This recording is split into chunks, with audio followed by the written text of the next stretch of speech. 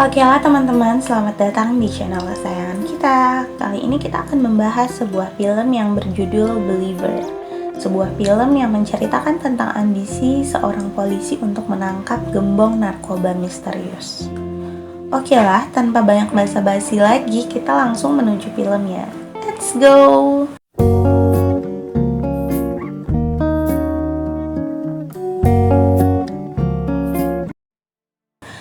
Pada suatu hari di sebuah kafe, kepala penyelidikan bidang narkoba yaitu Won-ho sedang menemui informannya.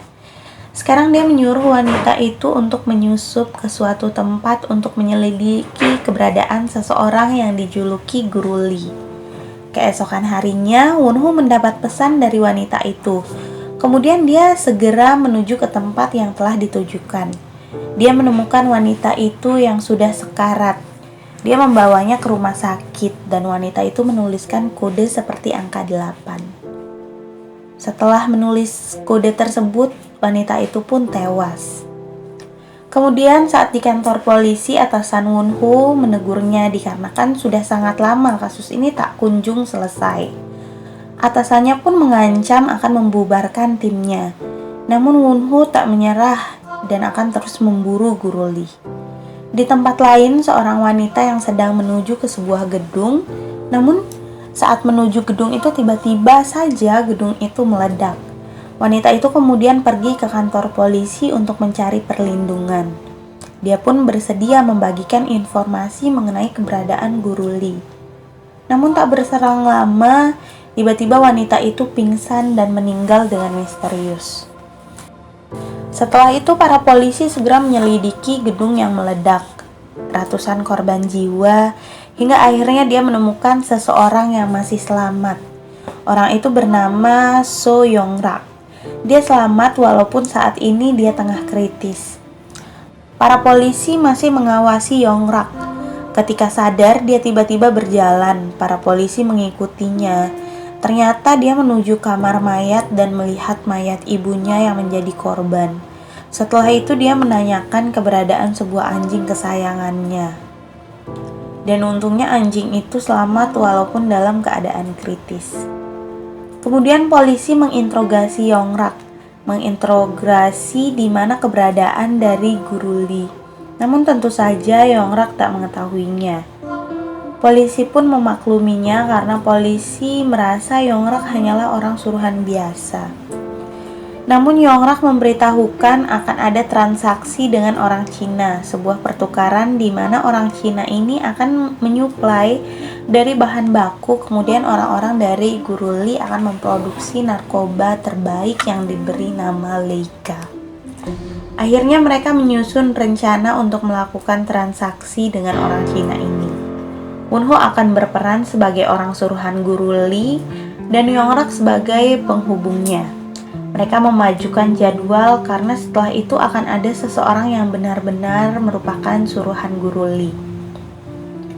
Mereka pun menuju hotel tempat tinggal dari Jin Harin. Di sini kita akan melihat sesosok yang begitu ganas dan buas, seorang psikopat sejati. Setibanya di sana, Jin Harin merasa marah karena di dalam perjanjian dia seharusnya bertemu dengan Guru Lee. Dia merasa sangat kecewa dengan mengintimidasi mereka berdua. Penyamarannya pun hampir terbongkar, tapi untungnya Jin Harin dan kekasihnya tidak menyadari penyadap yang terpasang di baju Yong-rak. Hingga akhirnya Yong-rak memberikan sampel narkoba kepada Jin Harin. Jin Harin segera mencobanya dan merasakan sesuatu yang begitu berbeda. Setelah itu mereka keluar dan memutuskan melanjutkan ke rencana selanjutnya, yaitu kini Won-ho akan berpura-pura menjadi Jin Harin dengan bertransaksi dengan Park Song-chang. Park Song-chang pun tiba ditemani oleh Yong-rak sebagai penasehatnya. Won-ho pun berakting meniru apa yang dilakukan oleh Jin Harin, menjadi psikopat sejati dan membuat Park Song-chang begitu ketakutan. Hingga akhirnya Park Song-chang memberikan sampel narkoba. Won-ho tampak bingung apakah dia harus mencobanya. Hingga akhirnya dia pun terpaksa mencobanya. Dia merasakan efek yang sangat luar biasa. Semua jadi panik hingga akhirnya Park Song-chang keluar. Rekan-rekannya mencoba memberikan pertolongan kepada Won-ho dengan meredamnya di dalam air es. Tapi cara itu tak berpengaruh hingga akhirnya Yong-rak datang untuk menyelamatkannya. Tapi sesadarnya, Won-ho langsung menghajar Yong-rak dengan mengancamnya agar tidak mempermainkannya. Akan tetapi Yong-rak meyakinkan Won-ho agar tetap melibatkannya karena tanpa dia, saat ini Won-ho tidak akan bisa melakukannya. Hari-hari berlalu. Yong-rak saat ini tengah bertransaksi untuk mendapatkan bahan baku pembuatan narkoba dengan Jin Harin. Tentu saja di bawah pengawasan Won-ho.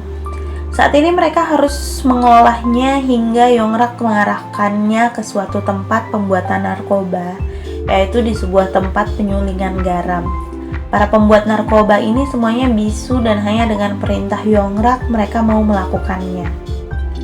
Mereka pun tiba. Polisi saat ini sedang berjaga di tempat yang dekat dengan lokasi itu. Akhirnya mereka mulai pembuatan narkoba itu dengan jangka waktu 2 hari. Tiba-tiba datanglah Pak Song Chang bersama seorang yang disebut Direktur Brian. Brian meminta Yong-rak untuk patuh kepadanya dan untuk segera menyelesaikan pembuatan narkoba itu. Akan tetapi berbeda dengan Brian, Pak Song Chang yang merasa cemburu kepada Yong-rak, dia memberikan pelajaran kepada Yong-rak dan saat ini Yong-rak sama sekali tidak memberikan perlawanan. Sementara itu para polisi segera mencari tahu identitas dari Brian. Ternyata dia adalah seorang direktur dari perusahaan yang bernama Eson. Setelah itu Park Song Chang mengunjungi Brian di kantornya. Namun nampaknya Brian tak senang dengan kehadirannya karena Brian pernah berkata, apapun yang terjadi jangan pernah menemuiku di sini. Brian pun menghajar Pak Song Chang. Akhirnya narkoba itu pun jadi. Para polisi segera membuat rencana mereka setelah ini akan menangkap para pembuat narkoba itu. Tapi sebelum itu tiba-tiba Jin Harin dan anak buahnya datang dan mereka menculik Won-ho dan Yong-rak. Mereka tiba di markas Jin Harin. Tetapi sesampainya di sana, Jin Harin merasa tak puas karena dia sampai saat ini belum bertemu dengan Guru Lee. Dan dia tampak tahu identitas sesungguhnya dari Won-ho yang merupakan seorang polisi. Dia mulai mengamuk dan menembak salah satu anak buah Won-ho. Saat ini Won-ho dalam keadaan tertekan, dia segera dieksekusi. Tapi untungnya dia sempat menghindar dan menemukan senjata. Hingga akhirnya dia menekan balik Jin Harin. Jin Harin tanpa ampun dia mengorbankan anak buahnya sebagai tameng. Setelah peluru dari Won-ho habis, dia segera mencari tempat persembunyian. Sementara itu di tempat pembuatan narkoba, para polisi yang mencoba menangkap para pembuat narkoba, mereka menyergapnya, tapi orang-orang itu tak begitu saja menyerahkan diri. Dia menaruh jebakan dan membuat salah satu anak buah Won-ho tewas. Kembali bersama Won-ho, saat ini Jin Harin membalikkan keadaan. Dia membombardir Won-ho dengan tembakan, tapi untungnya tak mengenai Won-ho. Hingga peluru mereka berdua habis dan harus bertarung dengan tangan kosong. Saat Won-ho tertekan, saat akan dieksekusi, untungnya ada Yong-rak yang datang dan menembak Jin Harin. Singkat cerita, saat ini mereka sudah di kantor polisi. Saat ini Won-ho sangat marah karena anak buahnya harus tewas dan sekali lagi dia harus percaya kepada Yong-rak. Tiba-tiba ponsel Yong-rak berbunyi. Dia mendapatkan pesan akan ada pertemuan kali ini di sebuah terminal. Mereka pun segera pergi ke tempat itu. Datanglah mereka dan saat ini Won-ho kembali harus menyamar menjadi Jin Harin untuk bertransaksi bersama Brian. Dia disambut oleh Brian dan Park Song Chang. Tapi Yong-rak tak diizinkan masuk. Dia dibawa ke suatu tempat oleh Park Song Chang.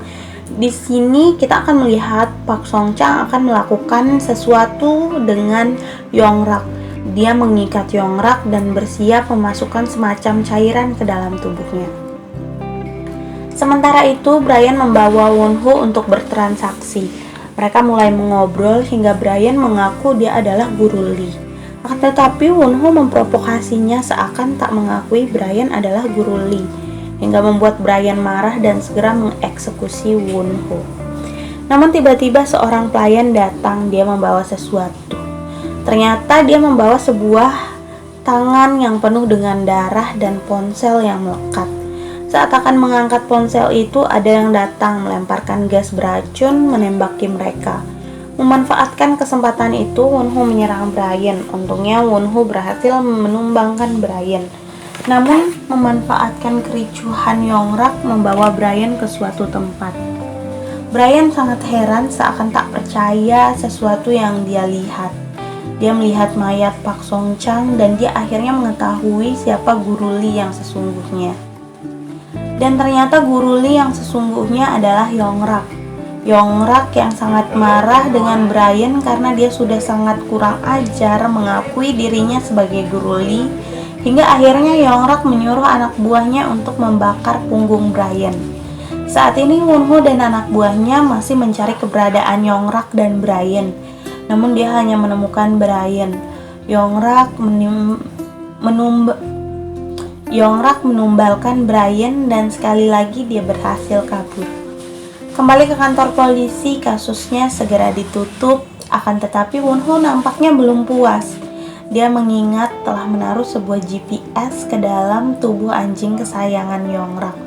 Dia pun pergi mencari ke daerah pinggiran yang begitu bersalju, hingga akhirnya dia menemukan keberadaan mereka. Yongrak menyambut Wonho, mereka mengobrol panjang lebar hingga terdengarlah suara tembakan. Entahlah siapa yang menjadi korban dalam penembakan itu, dan adegan itu pun menjadi penutup rangkaian film ini. Terima kasih kepada teman-teman yang sudah meluangkan waktu dan jangan lupa di subscribe.